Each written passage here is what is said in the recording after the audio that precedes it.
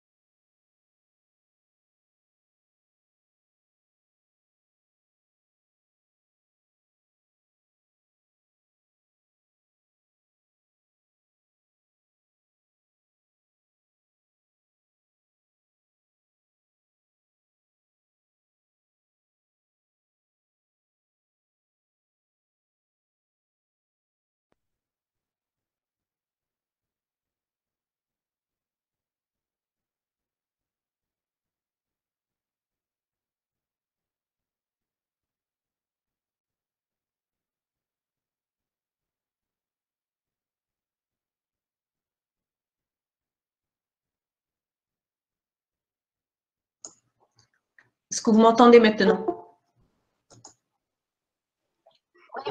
Oui. Bien, alors je vais commencer. Oui, madame. Je vais commencer là, et vous voyez la présentation PowerPoint.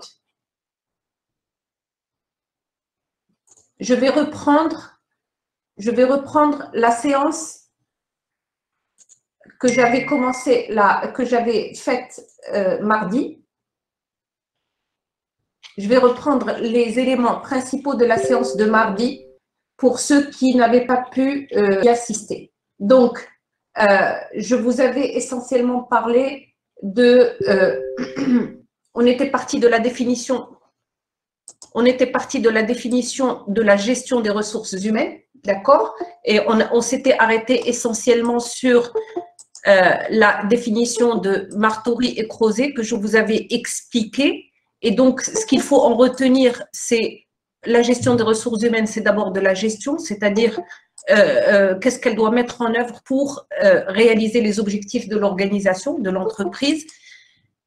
Et la difficulté, ou si vous voulez, la spécificité de cette gestion des ressources humaines, c'est qu'elle est relative de cette gestion, c'est qu'elle est relative à l'individu dans l'organisation, c'est-à-dire qu'elle doit prendre en compte la particularité,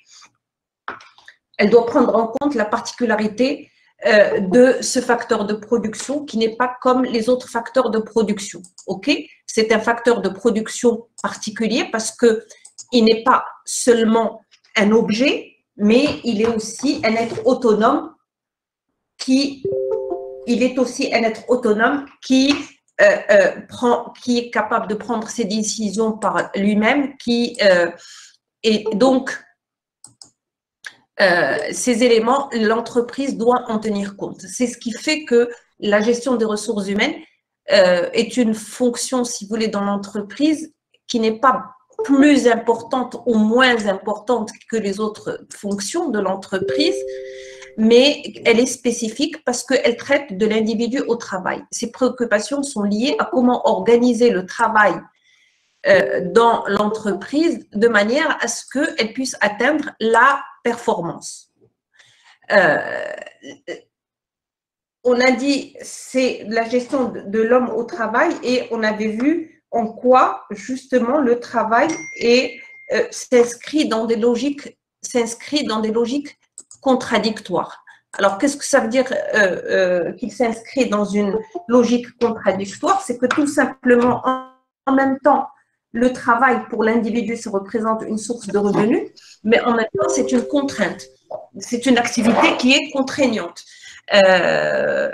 C'est aussi, ça représente un élément de statut social pour l'individu.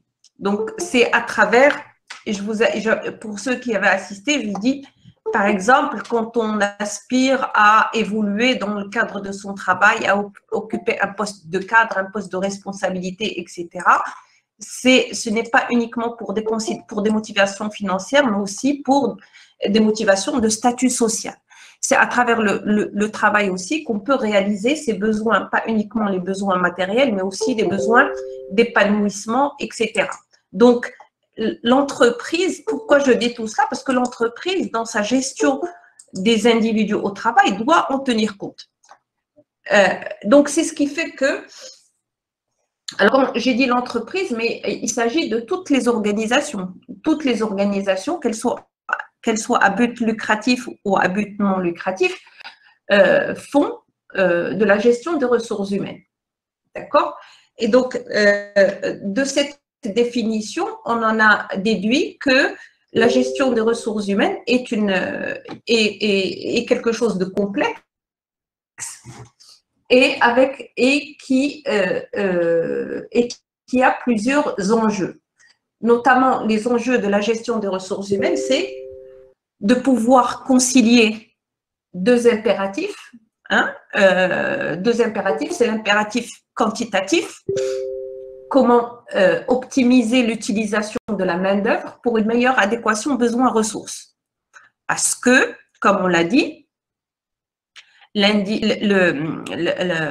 l'entreprise se doit de déterminer quelles sont les ressources dont elle va avoir besoin pour réaliser ses objectifs. Je parle, alors, comme elle détermine quelles sont ses ressources financières, elle doit déterminer quel est le niveau de ses ressources humaines pour réaliser ses objectifs.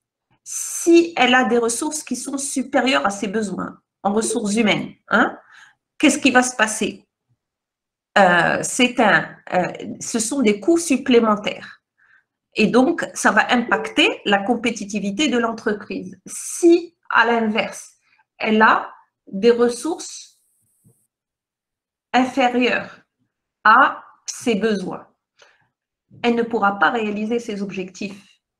Ça peut se traduire par des pertes d'opportunités, etc. Donc, ça va aussi impacter sa compétitivité.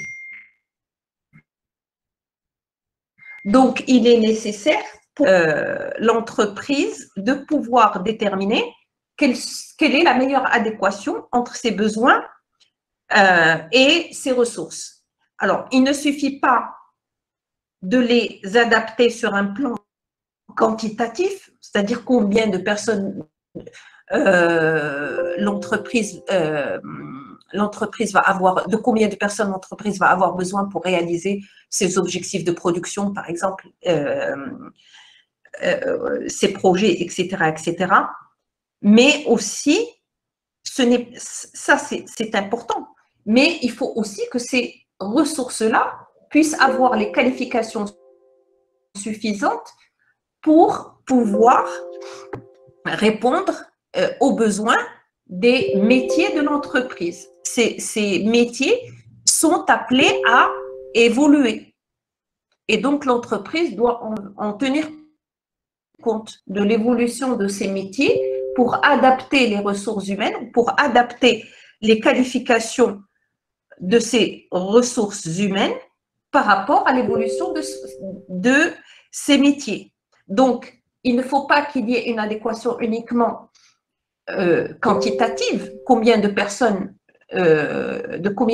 j'ai besoin maintenant et de combien je vais en avoir besoin plus tard, mais aussi ces personnes, quelles qualifications elles doivent avoir. Quelles qualifications elles doivent avoir pour pouvoir s'adapter aux évolutions que va connaître l'entreprise. Parce que l'entreprise, bon, je parle essentiellement de l'entreprise, mais ça peut concerner toutes les organisations. Bon, il est plus facile pour nous de parler ici de l'entreprise.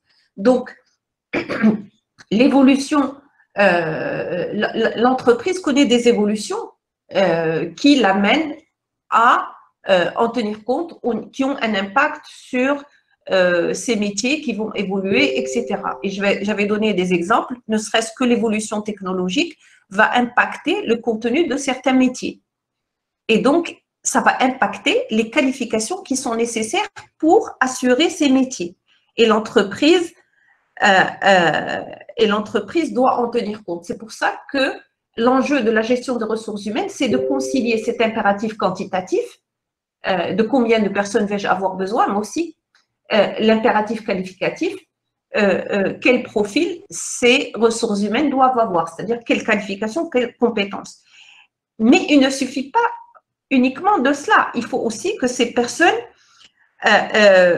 soient motivées pour qu'elles puissent vouloir mettre ces personnes être motivées pour qu'elles puissent mettre au service de l'organisation ou de l'entreprise.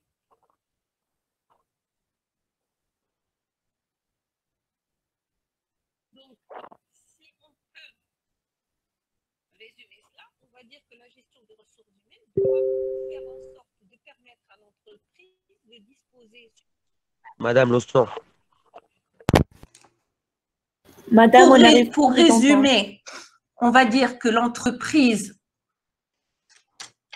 l'enjeu de la gestion des ressources humaines va consister à permettre à l'entreprise de disposer suffisamment à temps du personnel en quantité suffisante avec les qualifications nécessaires et ayant la motivation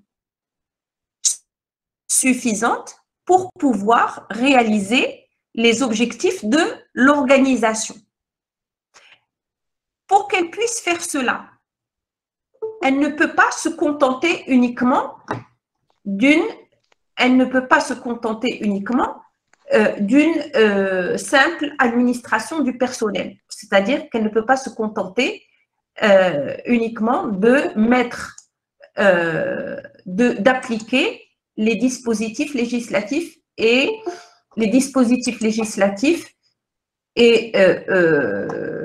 statutaires relatifs à ces personnes. Parce que dès qu'on emploie des personnes, bon, il y a le travail des individus dans l'organisation, il est encadré. Il est encadré par un cadre réglementaire et législatif. L'exemple le plus simple, c'est celui du contrat de travail. Donc, le contrat de travail, il est défini,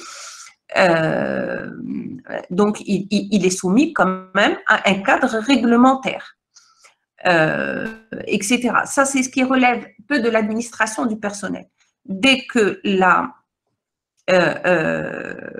l'entreprise embauche du personnel, elle doit le faire dans ce cadre réglementaire et légal. OK? Mais ce n'est suffisant. Il faut qu'elle aille au-delà de ce cadre réglementaire. C'est un cadre qui est nécessaire, mais qui n'est pas suffisant. Elle doit aller au-delà de ce cadre réglementaire pour pouvoir véritablement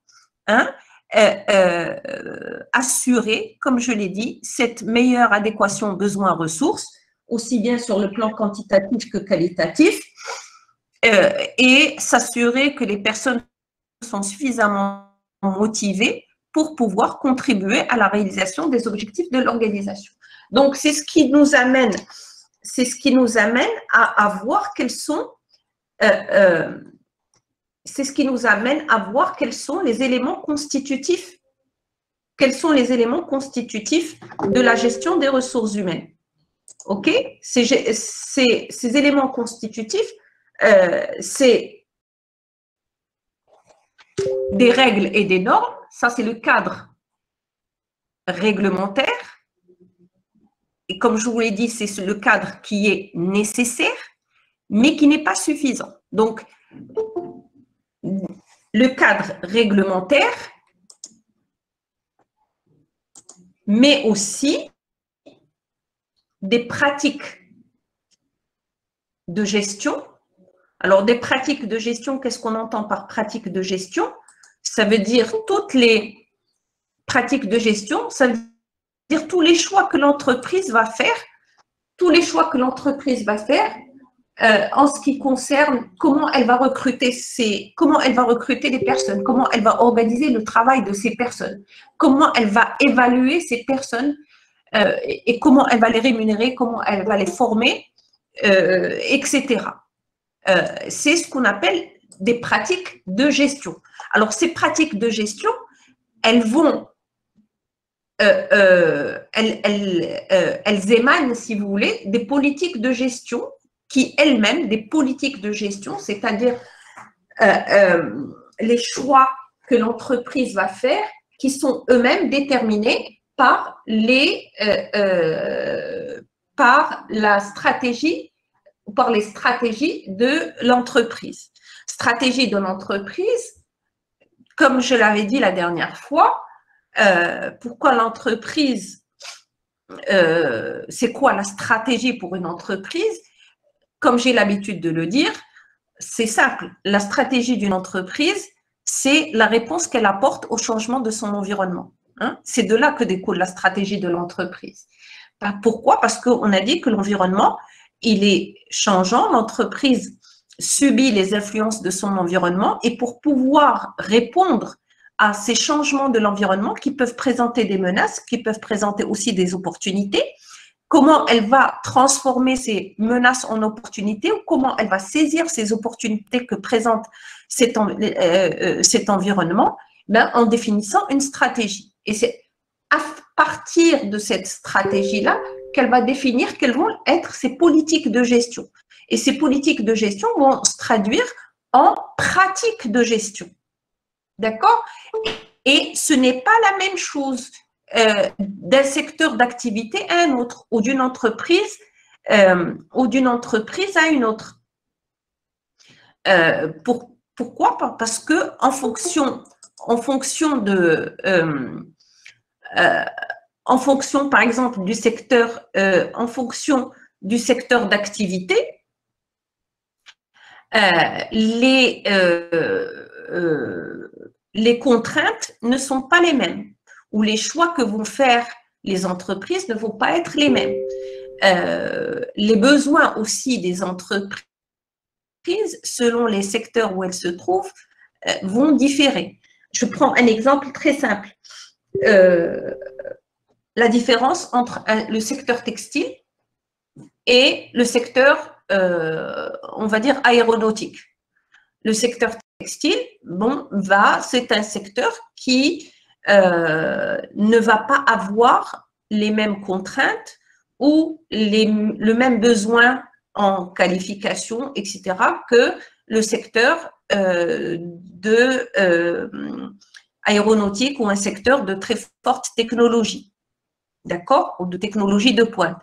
Donc, en fonction de cela, l'entreprise définit ses pratiques de gestion. C'est-à-dire, elle va définir en fonction de cet environnement qui l'impacte et en fonction des stratégies qu'elle va développer, elle va développer des pratiques de gestion qui puissent répondre à ces politiques.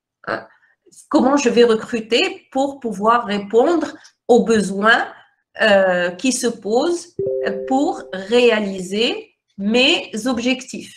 Comment je vais organiser le travail. L'organisation du travail, par exemple, dans le secteur textile, ne va pas être la même que celle dans des secteurs de pointe comme les secteurs de très haute technologie, etc.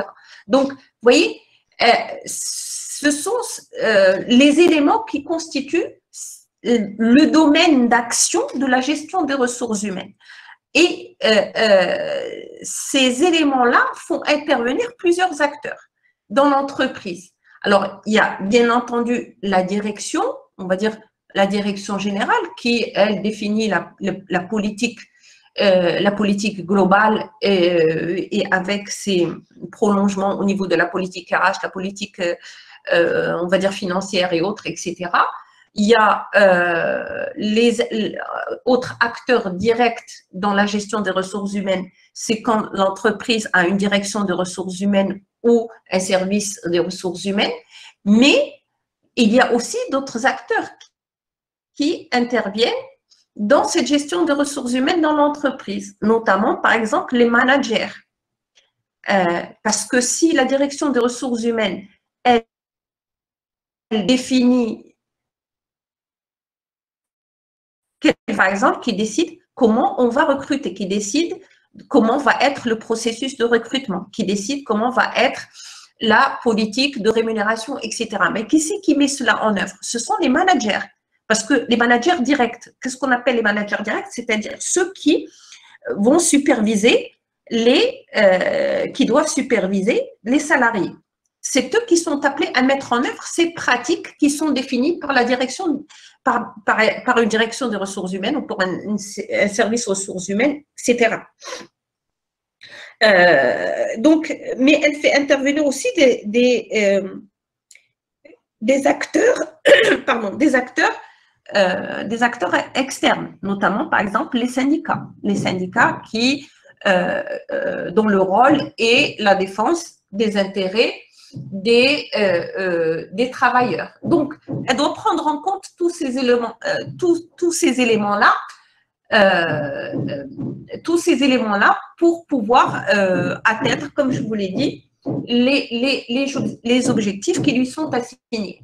Et donc, si on veut résumer les activités de la fonction aux ressources humaines, on peut les scinder selon ce que vous voyez ici, selon le schéma que vous voyez. Vous avez la partie administration du personnel, administration du personnel, donc je ne reviens pas là-dessus, je vous ai dit, il s'agit à ce niveau-là d'appliquer les dispositifs légaux et statutaires pour chaque salarié de l'entreprise. À chaque fois qu'une entreprise va conclure un contrat de travail avec un salarié, de ce contrat de travail vont naître des obligations et des droits que l'entreprise se doit d'appliquer. Ce qui relève de l'administration du personnel, c'est par exemple tout ce qui est la discipline au travail, tout ce qui est l'établissement tout ce qui est relatif à la rémunération en termes d'établissement des salaires et autres. Donc ça relève de l'administration du personnel. Je vous ai dit, ce premier niveau, si vous voulez, d'activité, c'est le cadre qui est nécessaire pour la gestion des ressources humaines, mais il n'est pas suffisant pour qu'on puisse véritablement parler de gestion des ressources humaines. Et là aussi, j'avais donné un exemple. Si on prend le contexte qui nous intéresse ici, le contexte marocain, qu'est-ce qu'on trouve au niveau du Maroc? On a la majorité du tissu économique, il est composé de petites et moyennes entreprises. Ces petites et moyennes entreprises, la plupart du temps, ne font pas réellement de la gestion des ressources humaines. On va trouver, pour beaucoup d'entre elles, surtout ce niveau d'administration du personnel. C'est à partir d'un certain seuil d'effectifs, en fonction des secteurs aussi, en fonction de la taille de l'entreprise, qu'on va plus trouver des pratiques qui vont au-delà de l'administration du personnel, et on va commencer à trouver des activités qui sont plus liées à des activités de gestion des ressources humaines, c'est-à-dire le deuxième niveau, qui consiste à rechercher en permanence pour l'entreprise l'adéquation entre les besoins et les ressources en personnel. OK? C'est ce qu'on va trouver, par exemple, ici, dans les grandes entreprises ou dans les filiales de multinationales. Et le troisième, ce qu'on peut appeler le troisième niveau dans les activités de la fonction RH, c'est un niveau qui va englober les deux premiers, c'est-à-dire l'administration du personnel et la gestion des ressources humaines, mais qui va aller un peu plus loin. Et ce troisième niveau, c'est ce qu'on peut appeler le niveau de développement social. Alors, qu'est-ce qu'on entend par développement social? C'est toutes les activités qui consistent à intégrer les préoccupations relatives à intégrer les préoccupations relatives aux ressources humaines, à intégrer la composante RH, si vous voulez, à la stratégie de l'entreprise dans le moyen et long terme. Le développement social va se préoccuper, ce sont toutes les activités qui se préoccupent de comment on va intégrer les préoccupations relatives aux ressources humaines à la stratégie de l'entreprise de manière à pouvoir atteindre la performance, parce que in fine, en fait, la finalité de la gestion des ressources humaines, c'est la recherche de la performance pour l'entreprise. OK? Donc, un exemple d'activité qui relève de développement social, c'est tout ce qui peut être fait en matière d'amélioration des conditions de vie au travail. Qu'est-ce qui peut être fait en matière au niveau managérial, d'accord? Quelle structure managériale va être la plus adaptée pour pouvoir répondre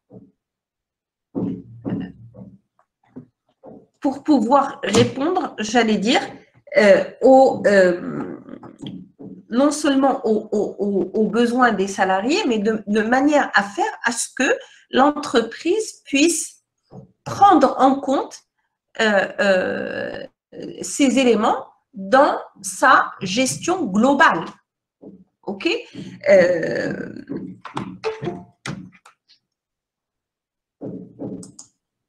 Par exemple, le type de management que va mettre en place l'entreprise va avoir une incidence sur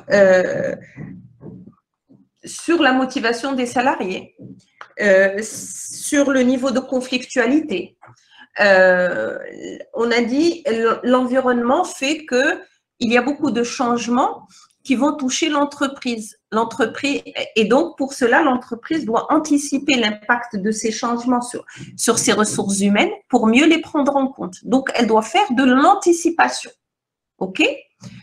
Donc, ce sont les activités qui constituent donc les activités de la fonction ressources humaines et que l'on va trouver selon les entreprises, soit à un premier niveau, comme le cas des petites et moyennes entreprises, on va trouver essentiellement de l'administration du personnel, soit on va trouver dans d'autres entreprises le premier et le deuxième niveau, et pour les entreprises qui, on va dire, qui sont les plus avancées, on va trouver les 3 niveaux, c'est-à-dire celui de l'administration du personnel, celui de la gestion des ressources humaines, et elles vont plus loin et elles vont mettre en place toutes les activités qui relèvent du développement social.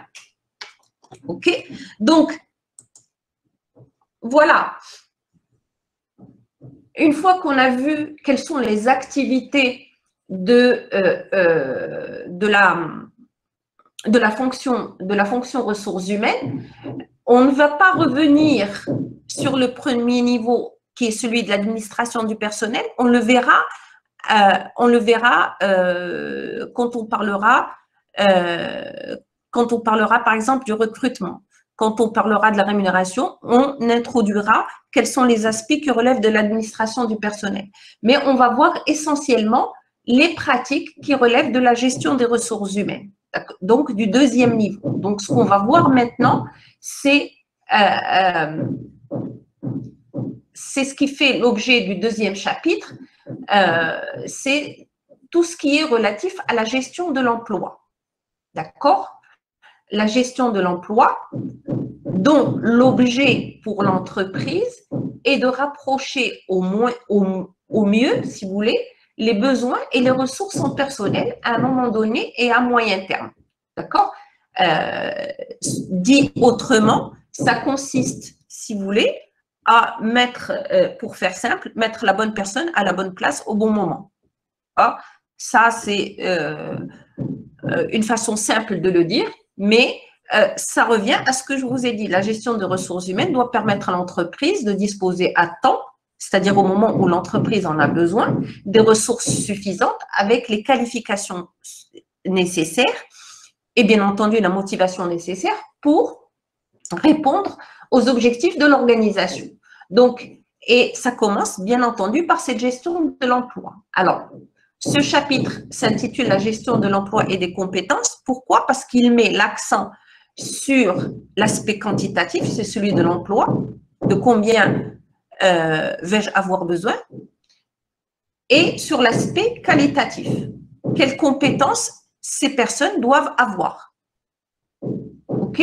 Donc, comment l'entreprise donc va faire cette gestion de l'emploi et des compétences? Donc, ce qu'il faut savoir, donc comme j'ai dit, pour l'entreprise, c'est l'entreprise, on peut la définir comme un organisme vivant, hein? C'est-à-dire qu'elle est continuellement en mouvement et qu'elle doit s'adapter en permanence. Et donc, pour adapter quantitativement et qualitativement les emplois et les compétences dans l'entreprise,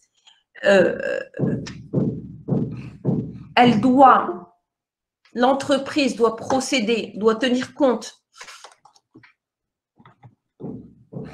ou doit procéder à une gestion de court terme, c'est-à-dire l'adaptation permanente, pour pouvoir assurer, si vous voulez, cette adéquation permanente entre les besoins de l'entreprise et les effectifs en place. Alors, les effectifs en place, c'est-à-dire les ressources dont elle dispose à un moment donné, hein. Quelles sont mes ressources actuelles? Quelles sont les évolutions qui risquent de toucher ces ressources que je possède actuellement et qu'est-ce qu'il faut prendre comme mesure pour éviter qu'il y ait des excédents ou des insuffisances. Pourquoi? Parce que, je donne un exemple très simple, dans une entreprise, vous avez des personnes qui vont partir à la retraite, vous avez des personnes qui vont démissionner, vous avez donc l'entreprise doit en tenir compte, c'est ce qu'on appelle l'évolution naturelle des ressources humaines. Ça fait partie de la vie quotidienne de l'entreprise dont elle doit tenir compte, mais il y a aussi l'activité de l'entreprise. L'activité de l'entreprise, elle peut être soumise à des changements conjoncturels ou à des changements qui sont plus structurels. Et alors, je prends un exemple de changement, on va dire conjoncturel, qui peut toucher les activités, qui peut toucher l'entreprise. C'est par exemple une hausse de l'activité, hein, ou une baisse de l'activité. Alors, le meilleur exemple, c'est maintenant avec la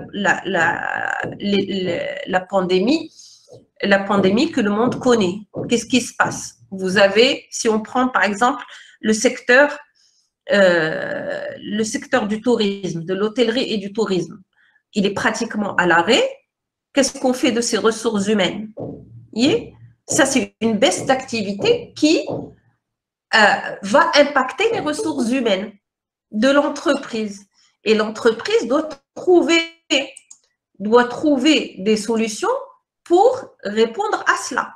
Alors, qu'est-ce qui s'est passé puisqu'on continue sur cet exemple-là pour le secteur du tourisme, pour qu'il puisse continuer, pour qu'il puisse au moment reprendre et donc garder au moins une grande partie de son personnel. Ce secteur a bénéficié de l'aide de l'État, hein, puisque l'État prend en charge une partie, si vous voulez, on verse des indemnités pour le personnel de ce secteur qui est actuellement en arrêt d'activité. Mais vous avez d'autres secteurs qui peuvent connaître une hausse d'activité. Si on prend par exemple le secteur de l'agroalimentaire, il y a des périodes et même avec la période d'épidémie, ce secteur a pu connaître une hausse d'activité qui nécessite à ce que l'entreprise puisse adapter ses effectifs par rapport à cette hausse d'activité. Ça, c'est de la gestion à court terme, c'est-à-dire qu'il faut à chaque fois adapter les besoins de l'entreprise aux effectifs qu'elle a.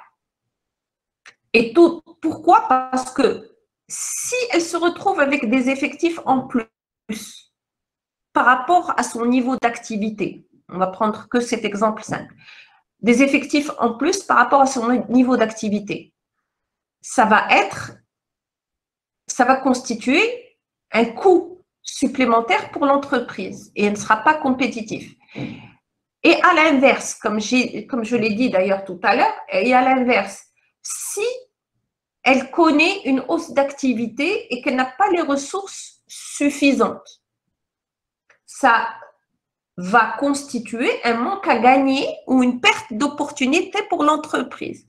Donc, elle doit se soucier en permanence d'avoir les ressources nécessaires par rapport à ces changements. Ça, c'est de la gestion de court terme. On va dire, c'est de la gestion au jour le jour, au quotidien. OK? Mais l'entreprise, elle n'est pas confrontée uniquement à des changements sur le court terme. Elle connaît aussi des changements à moyen. Elle connaît des changements à moyen et long terme. Pourquoi? Parce qu'on l'a dit, l'environnement, il est constamment en mutation et l'entreprise ne peut pas se contenter de faire uniquement une gestion de court terme. Elle doit anticiper les changements. Elle doit anticiper les changements de l'environnement, notamment les changements qui s'inscrivent dans la durée. Elle doit anticiper ces changements pour mieux s'y préparer. Pour mieux s'y préparer, pour pouvoir assurer sa compétitivité, pour pouvoir assurer tout simplement sa survie. Les évolutions de l'environnement qui peuvent avoir un impact sur l'entreprise, les évolutions qui s'inscrivent dans la durée. Je prends toujours l'évolution technologique parce que c'est la plus, on va dire, finalement, c'est la plus rapide et ça, c'est quelque chose, c'est un secteur où ça évolue tout le temps. Vous voyez, ne serait-ce que la pandémie que l'on vit actuellement a accéléré les changements au niveau technologique, puisqu'il a fallu passer au télétravail, il a fallu donc réorganiser le travail dans l'entreprise pour s'adapter à ces changements-là. Mais l'environnement technologique connaît beaucoup de changements qui vont impacter aussi les qualifications des salariés dont l'entreprise va avoir besoin. En fait, ils vont impacter les métiers de l'entreprise. Je pense que j'avais donné des exemples. Il y a des métiers, du fait de l'évolution technologique, dont le contenu a changé. Et il faut que l'entreprise en tienne compte pour mieux préparer ses ressources humaines à ces évolutions. OK? Donc, toujours, l'objectif pour l'entreprise, c'est de pouvoir anticiper ces évolutions pour pouvoir mettre en œuvre les politiques et les pratiques qui vont lui permettre de maintenir ou d'atteindre l'équilibre qualitatif et quantitatif des emplois et des compétences. D'accord? L'entreprise doit se préoccuper non pas seulement de combien j'ai besoin maintenant, mais de combien vais-je avoir besoin à un moment T, à un horizon donné T, et de quelles compétences. Et donc, pour cela, l'entreprise doit faire une gestion prévisionnelle. Gestion prévisionnelle qui va lui permettre de prévoir la disponibilité future de ses ressources actuelles. Et le manque de compétences qualifiées peut constituer un obstacle au développement de l'entreprise, voire il peut constituer peut affecter la survie de l'entreprise. Je pense que la dernière fois, j'avais donné un exemple pour ceux qui étaient présents. J'avais donné l'exemple de Nokia et des téléphones portables. Et je vous avais dit, Nokia, au moment des téléphones, donc de l'apparition des téléphones portables, Nokia était numéro 1. Était numéro 1 au niveau de ce secteur. Mais Nokia n'a pas anticipé l'évolution. On est passé des téléphones portables à des smartphones avec une technologie. Vous avez maintenant des téléphones qui sont de véritables petits ordinateurs et même plus puissants que certains ordinateurs, etc. Mais Nokia n'a pas anticipé. Qu'est-ce qui s'est passé? Nokia a été distancé par Samsung et par Apple. Et Nokia donc, qui a raté ce virage, si vous voulez, technologique,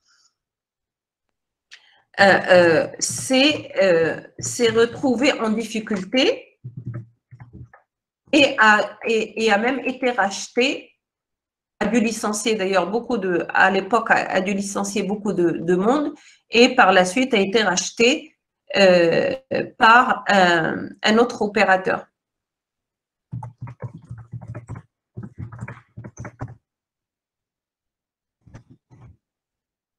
Donc, ceci pour dire qu'il est nécessaire que l'entreprise planifie ses ressources humaines pour pouvoir planifier ses ressources humaines en tenant compte de l'évolution de ses besoins en main-d'œuvre à court, moyen et long terme.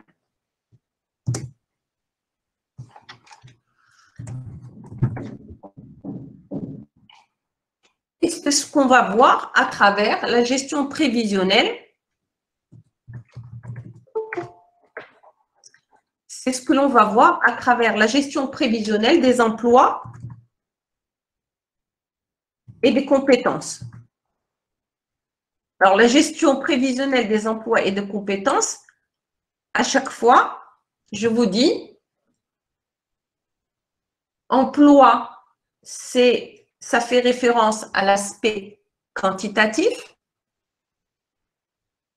et compétences, ça fait référence à l'aspect qualitatif. De combien vais-je avoir besoin et ces personnes, qu'est-ce qu'elles devront savoir faire compte tenu des évolutions que va connaître l'entreprise. Et ça se prépare suffisamment à l'avance. Pourquoi? Parce que les ressources humaines, ce n'est pas comme une machine. Une machine, elle devient obsolète, vous la changez, elle tombe en panne. Vous en achetez une autre, elle est obsolète, vous la changez par une autre plus performante, mais l'individu, lui, est différent. L'individu va pouvoir évoluer, va pouvoir à des attentes, à des exigences et dont l'entreprise doit tenir compte.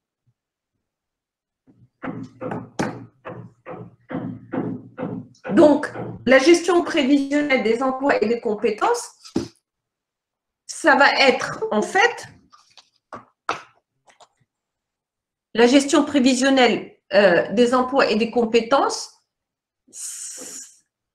pour le dire de manière simple, ça va être que doit décider l'entreprise à court terme, qu'est-ce qu'elle doit décider et qu'est-ce qu'elle doit réaliser à court terme en matière d'emploi et de compétences afin de préparer le futur à moyen terme dont l'entreprise a besoin.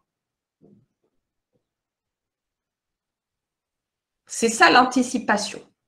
Quelles sont les décisions qui doivent être prises maintenant pour qu'au moment où l'entreprise en aura besoin, elle puisse s'assurer que elle aura les ressources nécessaires par rapport à ses besoins futurs.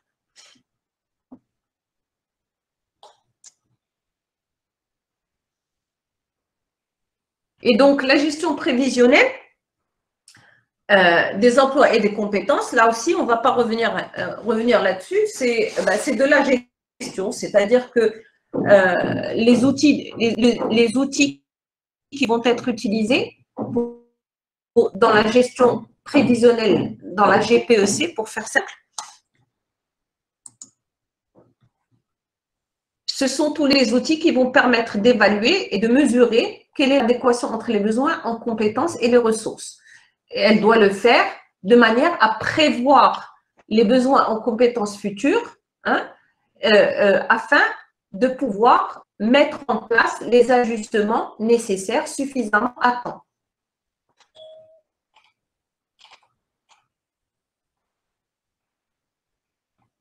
Alors, pour cela, la gestion prévisionnelle des emplois et des compétences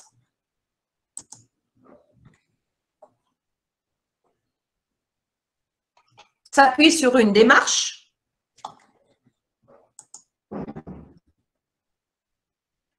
qui est schématisée, que l'on peut schématiser dans le schéma suivant que vous voyez.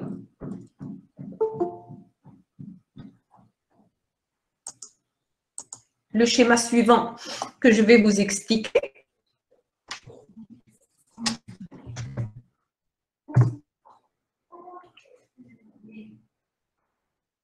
Alors, la démarche de gestion prévisionnelle consiste d'un côté à déterminer à partir des emplois actuels, identifier quels sont les emplois actuels, de faire une projection de ces emplois actuels compte tenu des évolutions probables qui peuvent affecter ces emplois. Alors, les évolutions, ce sont les évolutions, par exemple, de l'environnement, c'est tout ce qui, c'est en fonction des projets de l'entreprise et qui vont avoir un impact sur la structure des emplois à moyen terme.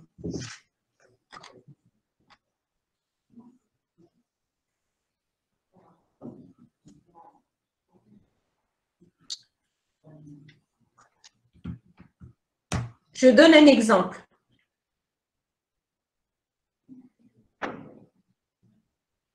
En fonction de l'évolution de l'environnement de l'entreprise, celle-ci décide de changer de stratégie. La stratégie qu'elle va avoir, on va dire, bon, si on prend le cas, par exemple, d'une entreprise qui voit que une entreprise marocaine qui souhaite maintenant exporter vers qui voit qu'il y a des possibilités de s'implanter dans d'autres pays, on va dire l'Afrique. L'Afrique devient l'Afrique commence à être un marché intéressant pour certaines entreprises, etc., et qui décident de vouloir s'implanter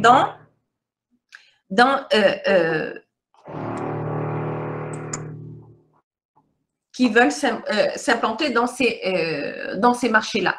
OK? Alors, c'est une stratégie, mais cette stratégie va avoir une incidence sur les activités de l'entreprise. OK? S'adresser uniquement au marché national, ce n'est pas comme s'adresser au marché africain, au marché international de manière générale. Donc, ça va avoir un impact sur les emplois dont elle va avoir besoin pour réaliser cette stratégie. Sachant que les emplois dont elle va avoir besoin, ils peuvent aussi changer en fonction du changement technologique. Et donc, elle doit tenir compte des évolutions qui vont avoir un impact sur ses emplois. Ça, c'est la partie analyse des emplois.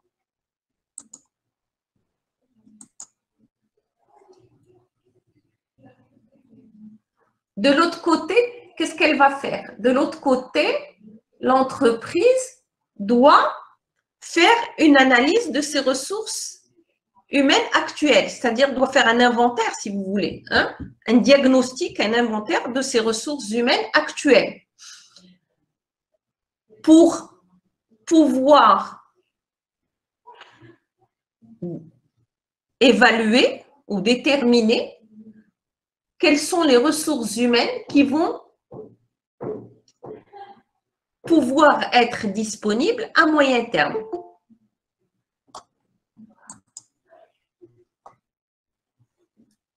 D'accord, vous me suivez? D'un côté, elle doit projeter ses besoins, hein, c'est quelle va être la structure cible des emplois dont l'entreprise va avoir besoin compte tenu de sa stratégie et de ses scénarios d'évolution.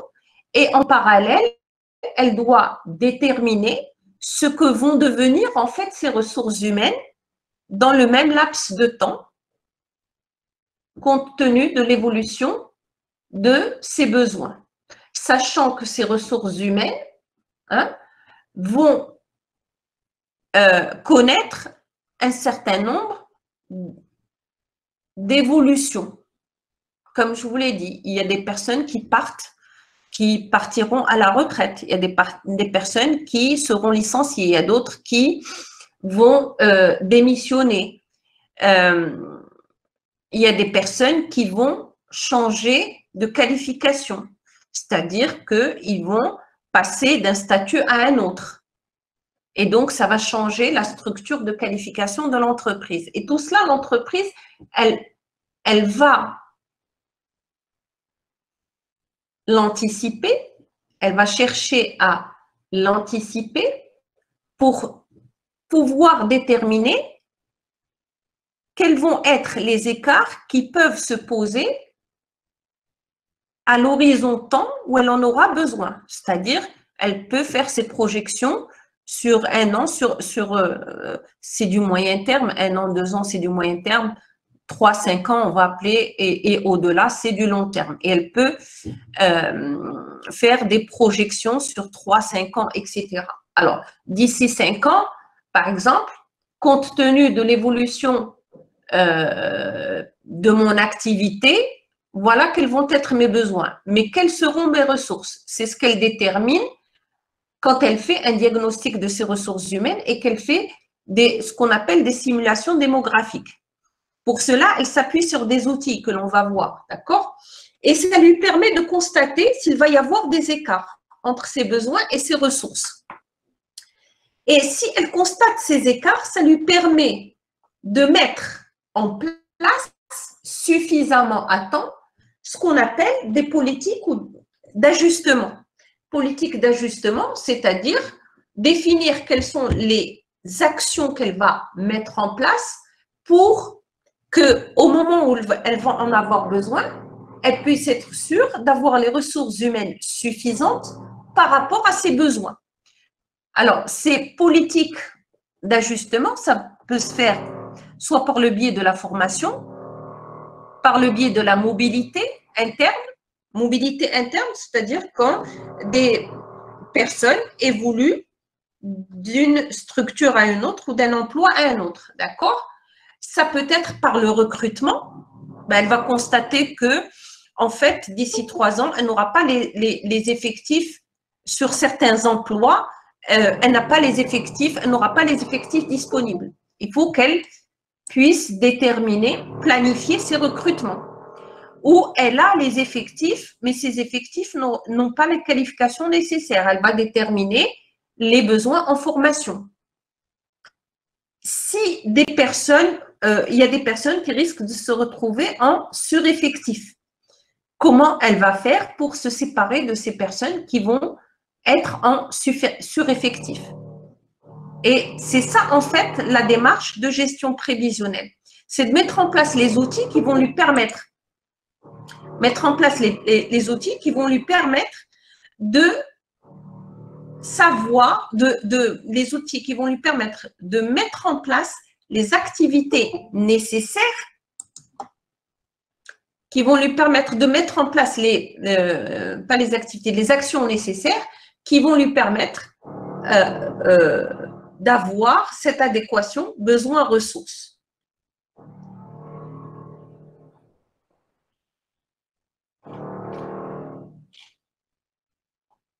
Alors, la dernière fois, je vais donner un exemple sur la base d'un exercice. Je vous l'enverrai par la suite, mais je vais passer aux outils de la gestion prévisionnelle. Donc, pour pouvoir mettre en œuvre cette démarche que je viens de voir avec vous, l'entreprise va mettre en place un certain nombre d'outils qui vont lui permettre de faire justement ces simulations, ce diagnostic, ces simulations et ces projections. D'accord? Le premier outil, si vous voulez, on a dit, le premier élément concernant la démarche de gestion des ressources humaines, la démarche, pardon, de gestion prévisionnelle, c'est de faire un diagnostic de ces ressources humaines. Et pour faire ce diagnostic de ces ressources humaines, l'entreprise dispose d'un ensemble d'outils. Notamment, parmi ces outils-là, c'est d'abord clarifier cette notion d'effectif. Un autre outil qu'elle va utiliser, c'est la pyramide des âges. Le statut de qualification, le niveau de compétence de ces ressources humaines, quel est le potentiel estimé, c'est-à-dire la capacité à évoluer de ces ressources humaines. Et aussi, bien entendu, le niveau de motivation. Alors, on va s'arrêter sur le premier élément, ce sont les effectifs de l'entreprise. Alors, je vois avec vous cette notion d'effectif et on va voir un petit peu quelles sont que cette notion d'effectif, en fait, cette notion d'effectif doit être précisée. Elle doit être précisée pour permettre à l'entreprise de pouvoir déterminer quel est le bon effectif. Quand je dis le bon effectif, c'est-à-dire l'effectif nécessaire dont elle va avoir besoin. Et de pouvoir calculer avec précision quel est l'effectif qu'elle possède et quel est l'effectif dont elle va avoir besoin, et aussi d'être en conformité avec la législation. Je vous l'expliquerai plus tard.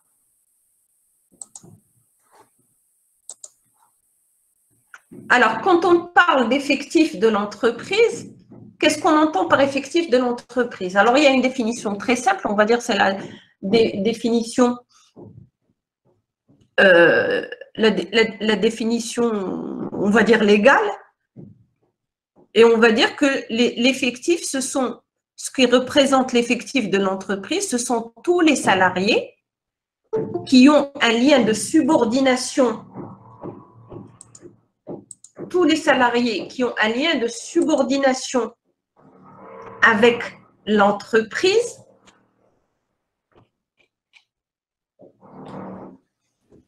selon les dispositions définies dans le Code du travail. D'accord?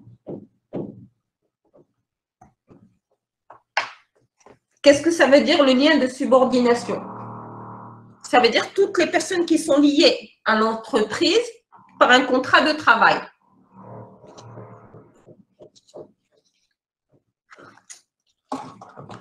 Toutes les personnes qui sont liées à l'entreprise par un contrat de travail, parce que c'est à partir de...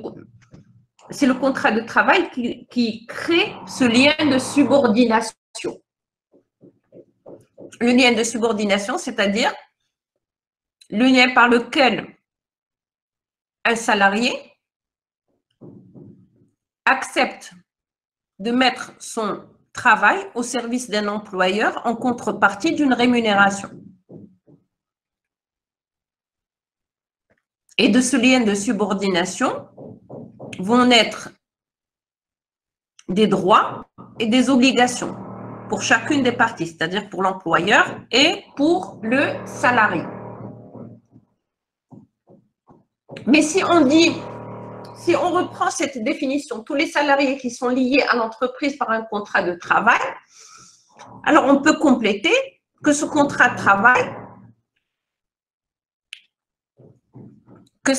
de travail soit en cours ou soit suspendu. Ça veut dire tout simplement qu'il y a des moments où on va avoir des personnes qui font partie de l'effectif de l'entreprise, mais qui, à un moment donné, ne travaillent pas dans l'entreprise. Et leur contrat est suspendu. Alors, l'exemple le plus simple, c'est une personne qui est en congé de maternité ou une personne qui est en congé de maladie longue durée. Elle continue à faire partie de l'effectif de l'entreprise, mais elle n'est pas présente dans l'entreprise puisqu'elle est en congé de maladie, on va dire, prendre l'exemple du congé de maladie longue durée, elle n'est pas dans l'entreprise. On va estimer que ce contrat est suspendu, c'est-à-dire qu'elle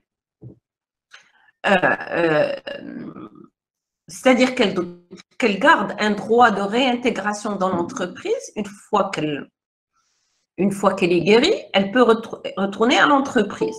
Mais pendant toute la durée de son congé de maladie longue durée, on estime que son contrat est suspendu. Pourquoi? Parce que pendant toute la durée de son congé pendant toute la durée de son congé de maladie, elle n'est pas payée par l'entreprise.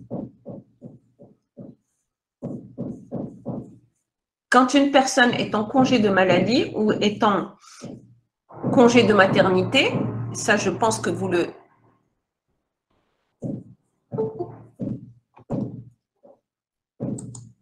Je pense que vous le savez, quand une personne est en congé de maladie,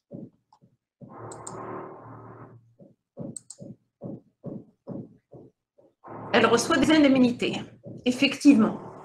Elle reçoit des indemnités qui sont ce qu'on va appeler des indemnités journalières de maladie ou des indemnités journalières de maternité si la personne... Et donc, pendant ce temps-là, elle n'est pas dans l'entreprise, mais elle continue à être comptabilisée dans l'effectif de l'entreprise. Alors, pourquoi? Je reprends. Alors, la notion d'effectif, je reprends pour ceux qui n'ont pas compris et qui me demandent de reprendre.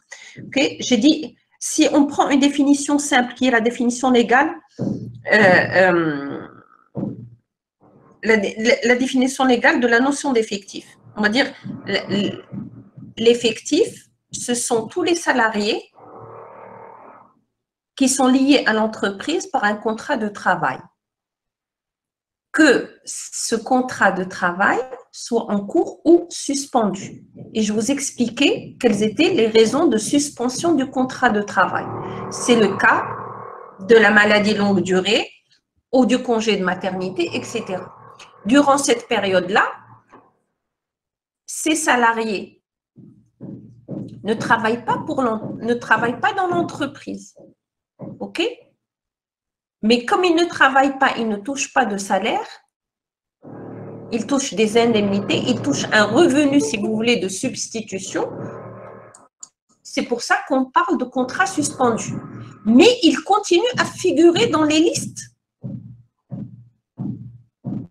des effectifs de l'entreprise.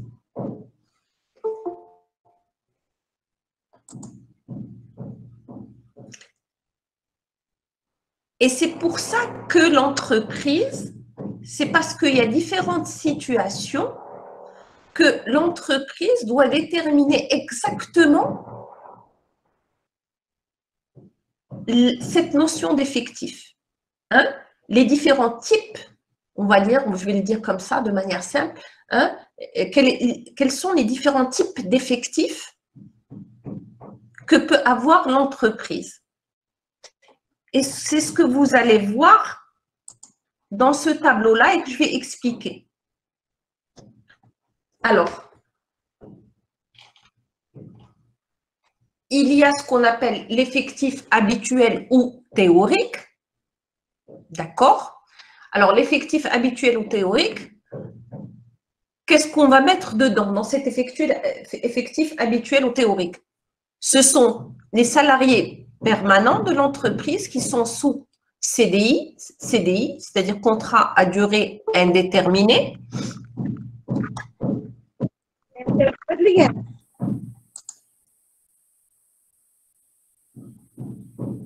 D'accord? Contrat à durée indéterminée, qui travaillent à temps plein, y compris les salariés dont le contrat est suspendu, et aussi les intérimaires.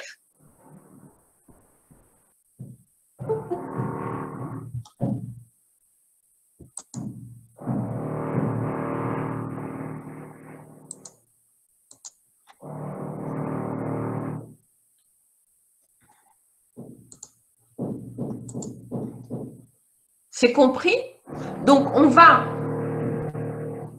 comptabiliser dans l'effectif habituel, ou ce qu'on appelle l'effectif habituel ou l'effectif théorique. L'effectif habituel ou l'effectif théorique, ce sont les salariés permanents sous CDI, contrat à durée indéterminée, qui travaillent à temps plein. Quand on dit travail à temps plein, c'est-à-dire qu'ils travaillent toute la durée légale du travail. La durée légale du travail, ici au Maroc, elle est de 44 heures par semaine. 44 heures par semaine, exactement. Donc, et on va inclure dans ces effectifs même les salariés dont le contrat est suspendu. C'est-à-dire que dans l'effectif habituel, on va compter même ceux qui sont en congé de maternité ou en congé de maladie. C'est pour ça qu'on parle d'effectif habituel ou théorique. Pourquoi? Parce qu'il y en a certains qui au moment où on va faire cet inventaire, il y a des personnes qui figurent sur les listes de l'entreprise, mais qui en fait ne travaillent pas dans l'entreprise. Si je veux faire un inventaire de mes ressources humaines au 31 décembre de l'année 2020, ce sont toutes les personnes qui ont un CDI, même si au 31/12, elles ne sont pas dans l'entreprise parce qu'elles sont en congé de maternité ou de maladie ou de mise en disponibilité, etc.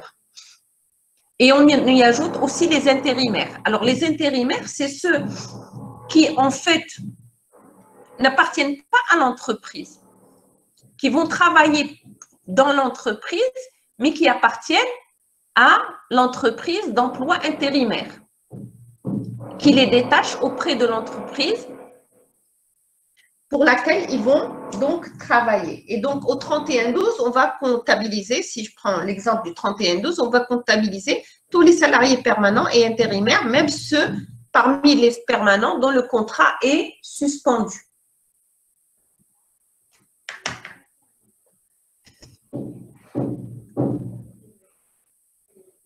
Le deuxième type d'effectif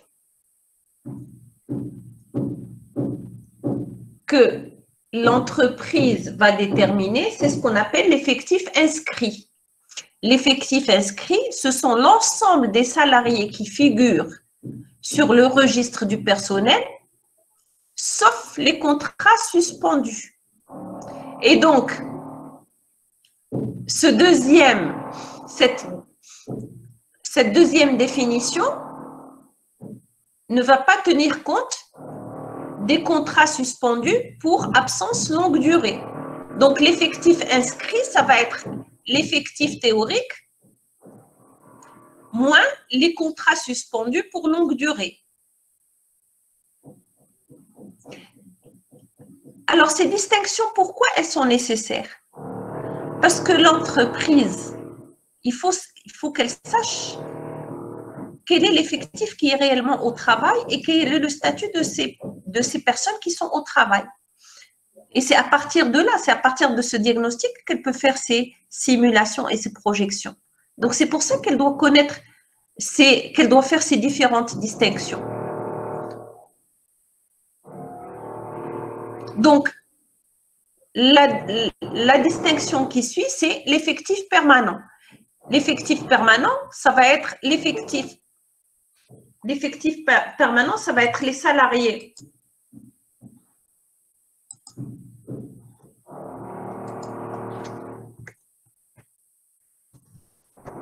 alors, bon, j'ai une question de votre camarade.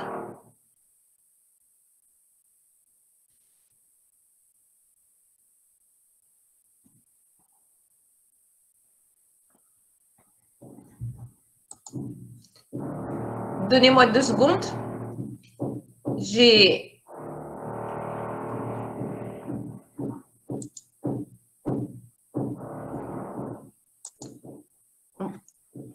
Voilà, je viens d'exclure un de vos camarades qui m'a manqué de respect. Et à la prochaine fois qu'il y aura encore quelque chose comme ça, je vais arrêter.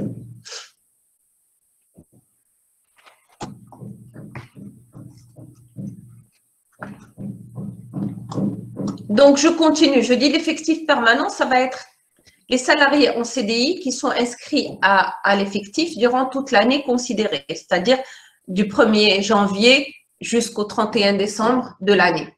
Donc, l'effectif permanent, ça va être l'effectif initial, moins les départs, parce que sur une année, on peut avoir des personnes qui vont quitter l'entreprise, on va avoir des CDD qui ont rejoint l'entreprise. Des CDD, c'est des salariés à contrat à durée déterminée.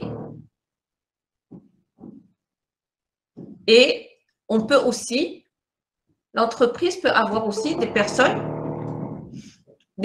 à temps partiel, c'est-à-dire qui travaillent, par exemple, à mi-temps, qui ne font pas les 44 heures par semaine. L'autre distinction que l'entreprise fait, c'est celui de l'effectif initial. L'effectif initial, c'est l'effectif qui est inscrit au 1er janvier de chaque année. Au 1er janvier de chaque année, quel est l'effectif avec lequel l'entreprise démarre l'année. Et cet effectif initial est peut-être différent de l'effectif fiscal. L'effectif fiscal, on va dire, c'est une obligation pour l'entreprise. C'est une obligation réglementaire pour l'entreprise. Dans l'effectif fiscal, l'entreprise doit déterminer tous ceux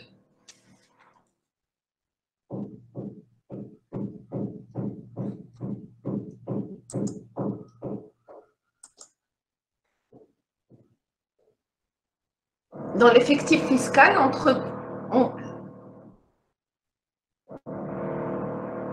tous ceux qui ont touché une rémunération aussi minime soit-elle. Est-ce que vous me suivez là? C'est compris? C'est-à-dire, tous ceux qui ont eu, par exemple, si l'entreprise a recruté le 15 décembre des personnes,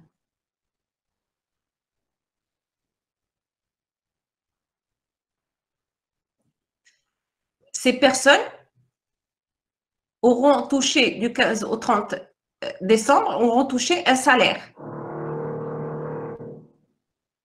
Le simple fait qu'elles ont travaillé pendant ces 15 jours et qu'elles ont obtenu un salaire, elles doivent être déclarées.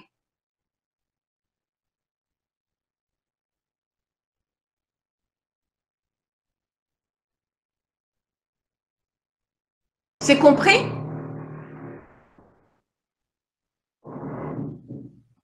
Madame, Oui. c'est quoi la différence entre l'effectif habituel et l'effectif inscrit? L'effectif habituel, on va y mettre même ceux dont le contrat est suspendu. L'effectif inscrit, on ne va pas comptabiliser ceux dont le contrat est suspendu pour absence longue durée. Ah, d'accord, merci madame. L'effectif inscrit, je vais vous donner un exemple. Oui. Chaque mois, l'entreprise déclare, par exemple, les entreprises qui sont vraiment les entreprises du secteur privé. Chaque mois, elles doivent envoyer des bordereaux à la CNSS qui déclarent tous les salariés qu'elle a. Si elle a de nouveaux recrutements, il faut qu'elle les mentionne sur ce bordereau qu'elle envoie à la CNSS. Vous comprenez? Oui, madame. Mais parmi ces personnes-là, il y a des personnes qui ne vont pas travailler parce qu'elles sont en congé de maladie ou congé de maternité. Mais elles continuent à faire partie de l'effectif de l'entreprise.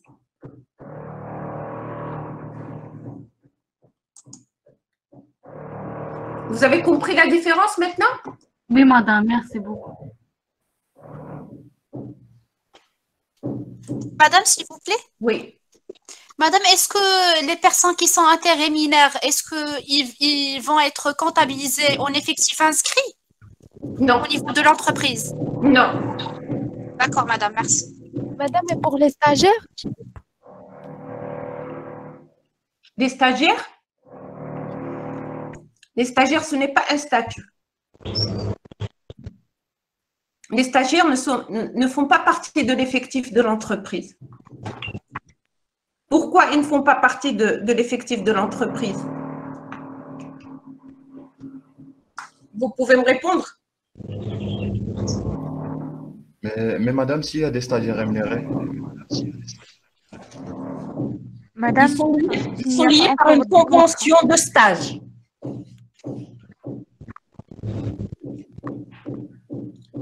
Mais sinon, ce sont, pour qu'ils soient considérés comme effectifs, il faut pour qu'ils soient considérés comme salariés de l'entreprise, il faut qu'il y ait un contrat de travail.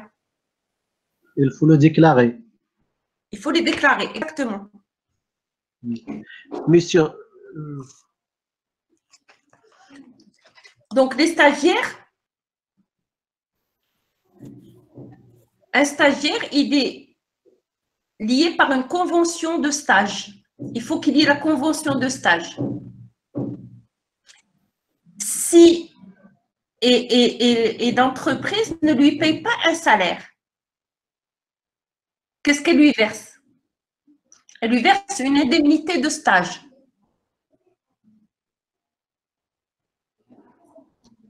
oui, Pour qu'il y ait salaire, il faut qu'il y ait contrat de travail. Cette distinction, elle est importante à faire. On ne peut parler de salaire que s'il y a un contrat de travail. Même si le contrat de travail n'est pas, il peut, si c'est un contrat à durée indéterminée, il peut ne pas être écrit.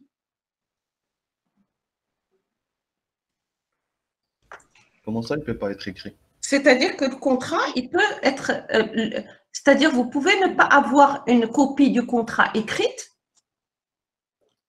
mais vous avez été déclaré. Vous avez un bulletin de paye. Vous avez compris? oui. Madame, s'il vous plaît, pour un Oui. mot qui a été répété plusieurs fois concernant un freelance. Freelance, c'est autre chose. Freelance, Ouais. il va travailler pour l'entreprise avec un statut. Par exemple, il va avoir soit un contrat de mission, soit il va avoir soit il va faire une facture de prestation de service. Mais il n'a pas les moyens pour préparer une facture de prestation de service. Si c'est prétention. Là, il n'y a pas. S'il travaille en freelance, qu'est-ce que ça veut dire travailler en freelance? C'est-à-dire travailler pour son propre compte. Oui. Soit il a un statut d'auto-entrepreneur. Oui, في هذا لو كا وي الا كاين عنده انتربرونور اوكي الا كان عنده ستاتيو لا ما عندوش ستاتيو دوتو انتربرونور غادي يمكن يكون عنده ان كونترا دو ميسيون.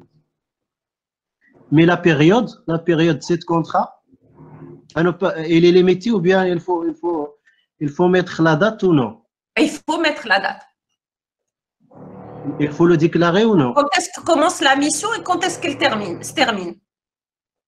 Pour la déclaration? Madame, est-ce qu'on peut, Pour les déclarations, il ne va pas toucher. Il va toucher, mais qu'il ne تحسبش un salaire. non, Mais le cas, madame, s'il vous le plaît, fait, le cas où il est parti chez l'inspecteur du travail, Et là, vous mélangez beaucoup de choses. d'accord, désolé. Là, je vais vous expliquer. Je sais ce que vous voulez dire.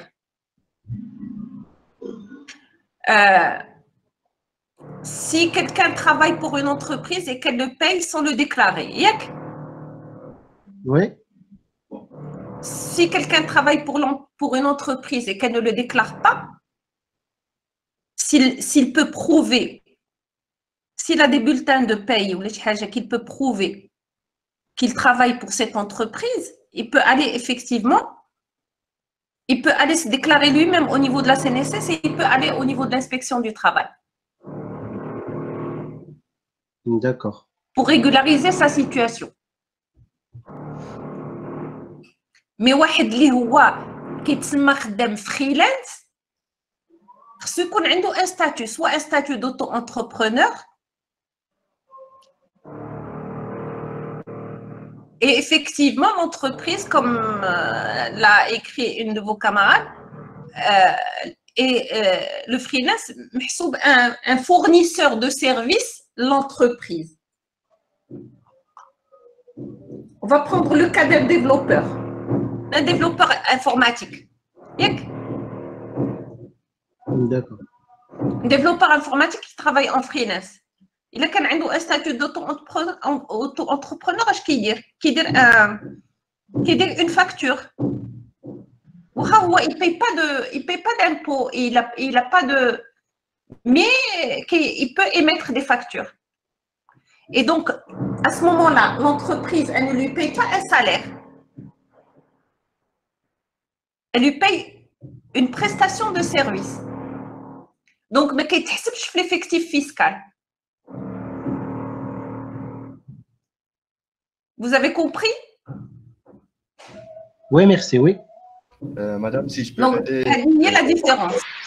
Mais par contre, si vous avez travaillé pour l'entreprise ne serait-ce qu'une semaine et que vous avez et qu'elle vous a payé un salaire pour la semaine où vous avez travaillé, il faut qu'elle vous déclare dans l'effectif fiscal.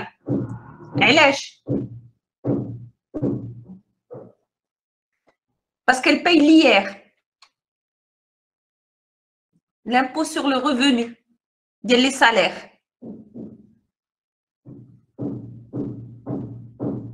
C'est pour ça qu'elle doit vous déclarer qu'il y a d'ailleurs un bordereau de l'administration fiscale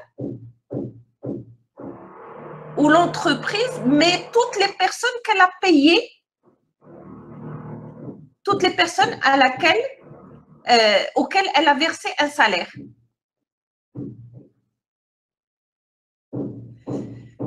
Vous avez compris? Alors, je vais vous expliquer.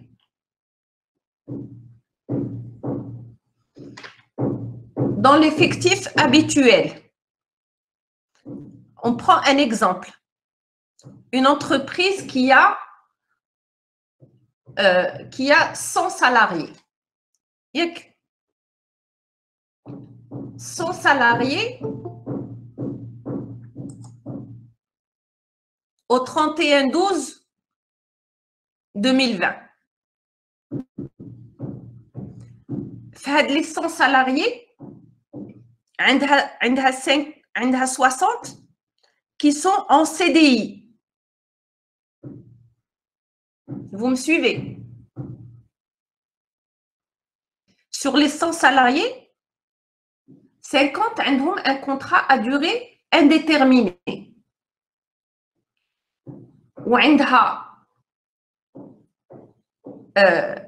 Qu'est-ce que j'ai dit? 50, il y a 60 qui travaillent en contrat à durée indéterminée. Il y a 30 qui travaillent en contrat à durée déterminée. Parce que l'entreprise, sur l'année 2020, elle a eu une augmentation d'activité. Elle a employé pour cette année 30 CDD. Elle a employé 10 intérimaires. Intérimaires, c'est les salariés qui sont mis à disposition par une entreprise d'intérim.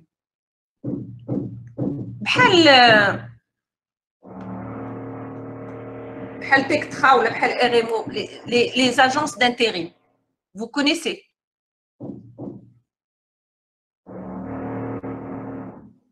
Oui, madame. Alors, donc, vous m'avez suivi. Donc, on a 100. Sur les 100, on a 60 qui sont en CDI, on a 30 qui sont en CDD et on a 10 qui sont des intérimaires, qui sont mis à disposition. Maintenant, sur les 60 CDI,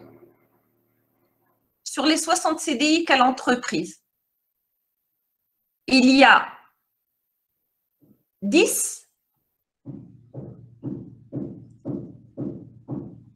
qui sont, 5 femmes qui sont en congé de maternité, ou on va dire, il y a 3 femmes qui sont en congé de maternité, ou le reste, 7 qui sont en congé de maladie longue durée.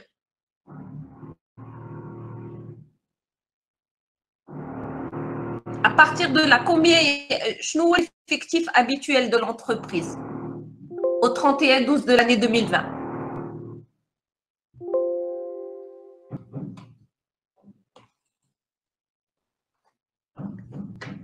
Si vous reprenez la définition que je vous ai donnée de l'effectif habituel.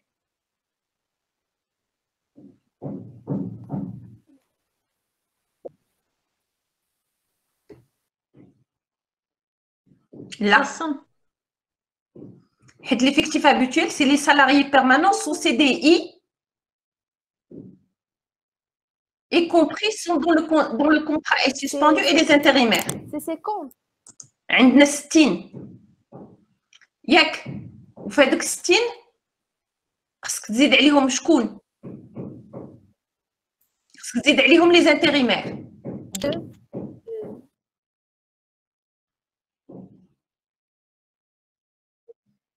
Voilà. Par contre, l'effectif inscrit,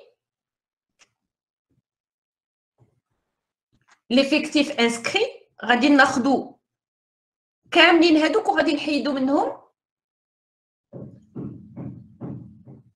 10 dont le contrat est suspendu.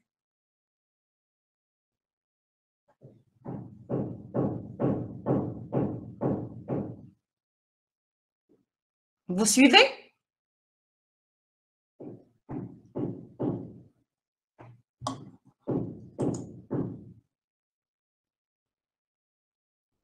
Vous arrivez à voir maintenant?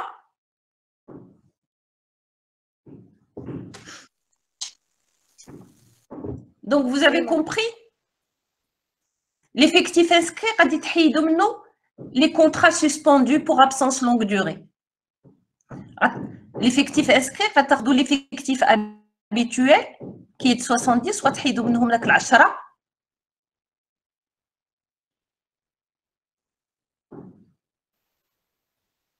le contrat ديالهم est suspendu pour absence longue durée parce qu'ils sont en congé de maladie longue durée ou qu'ils sont en congé de maternité.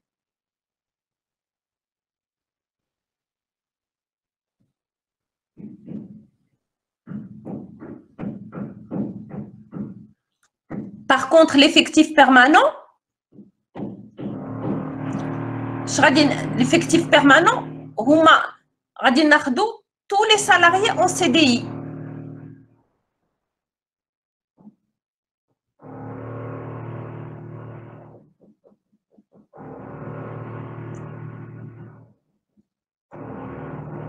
On Tous les avait dit qu'il salariés y a en 30. CDI. Hein? On avait dit qu'il y a 30 en CDI. لا شحال قلت لكم في الاول 60 ديال لي سي دي 60 CDI. 60. Et CDD, c'est 30. بالحق في l'année 2020 sur ديك les 60 qui sont en CDI كاينين 10 qui sont en absence longue durée. Donc l'effectif permanent pour l'année 2020 هما داك 60 moins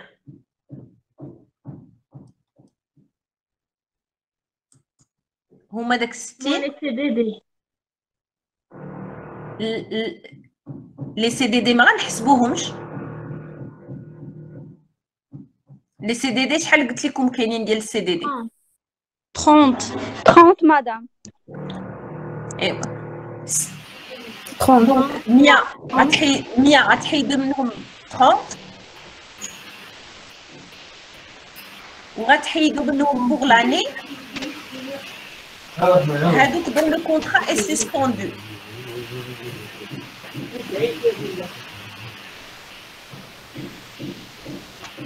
C'est-à-dire غتاخدوا داك لي 100 60. وغتحيدوا منهم 30 وغتحيدوا منهم 10. 60. 60. 60, madame. 60 madame. Voilà. Oui, j'ai 60.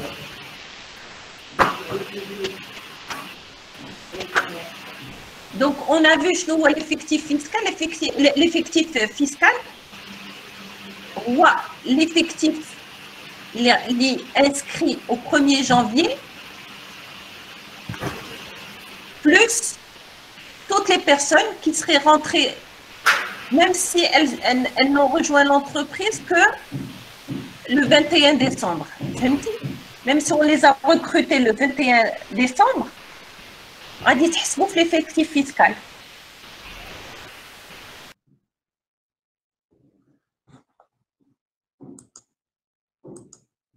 Alors, c'est tous les employés, c'est ça.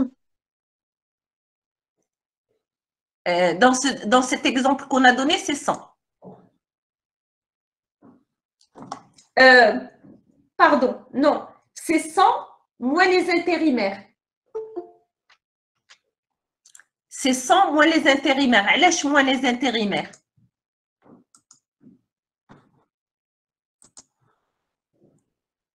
حيت les intérimaires ما كتخلصهمش l'entreprise. كتخلصهم l'agence d'intérim.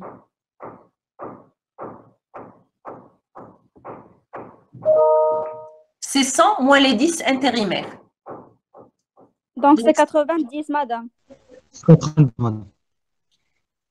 90 وحيد منهم 10 ديال absence longue durée حيت ما تخلصوش في هذاك العام. Donc c'est 80. C'est 80. madame. هو l'effectif fiscal ديال l'année 2020.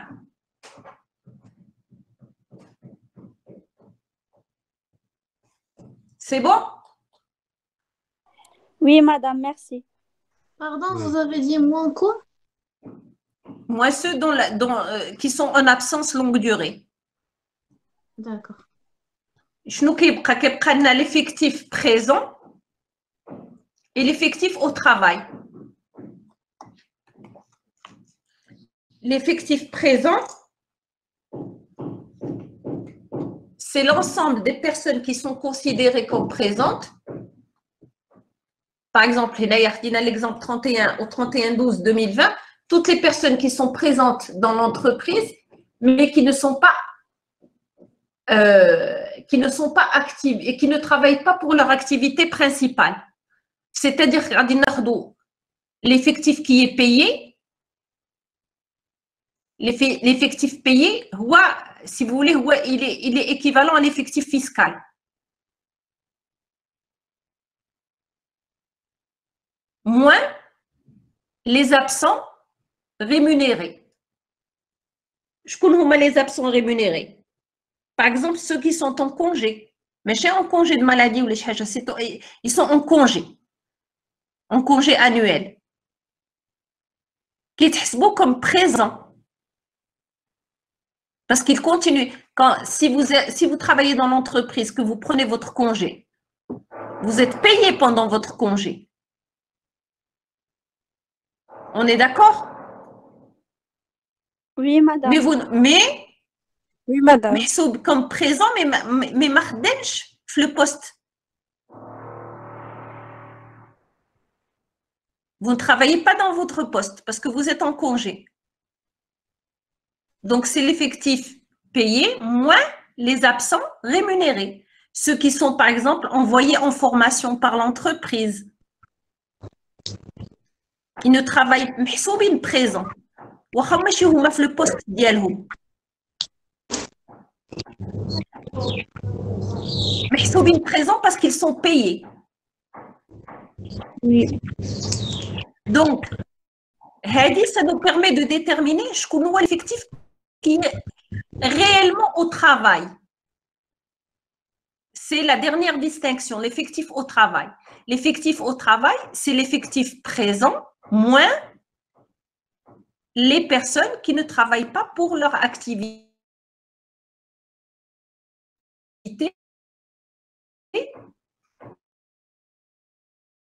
Qui considère que l'effectif au travail, qui sont en congé ou qui sont partis par exemple en mission, là, en formation.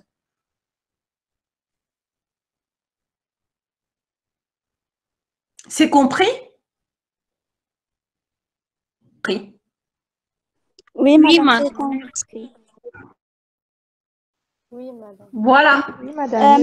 Mais madame, congé de maladie n'est pas rémunéré. Un congé crise, je prends les entreprises qui, quand un salarié les entreprises, quand un salarié d'une entreprise est en congé de maladie,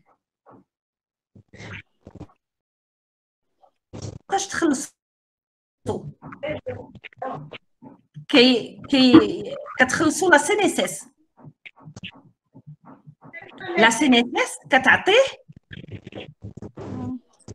ce qu'on appelle des indemnités journalières de maladie. Et donc, pendant la période, vous me suivez? Pendant la période des indemnités journalières de maladie, son contrat qui est suspendu.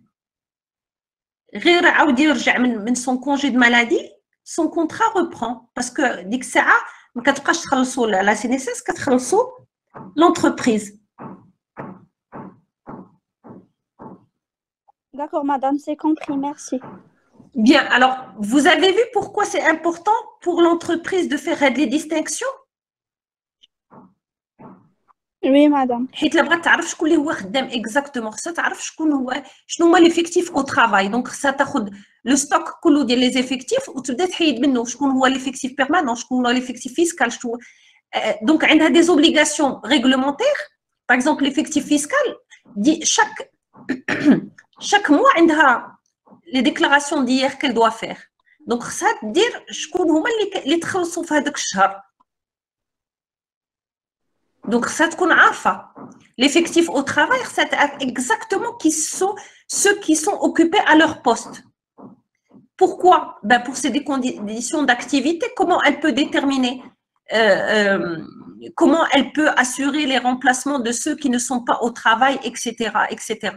Donc, c'est un élément de diagnostic pour l'entreprise pour savoir exactement quel est l'effectif dont elle dispose à un moment donné.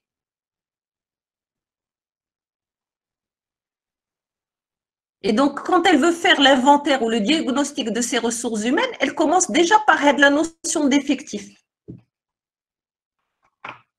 Et on peut continuer, il y a l'effectif féminin, l'effectif masculin. Combien elle emploie de femmes, combien elle emploie d'hommes, combien elle emploie d'effectifs étrangers. Donc, toutes ces informations pour elle, elles sont importantes. Donc, ça, c'est un premier outil dont dispose l'entreprise pour faire son diagnostic des ressources humaines.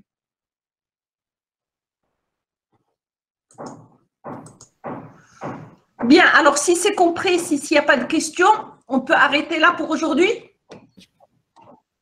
Oui, d'accord, c'est fini, madame. Voilà, c'est compris. Oui, madame, merci. Merci beaucoup, madame. Très bien, madame. Très bien. Merci, madame. Merci, madame.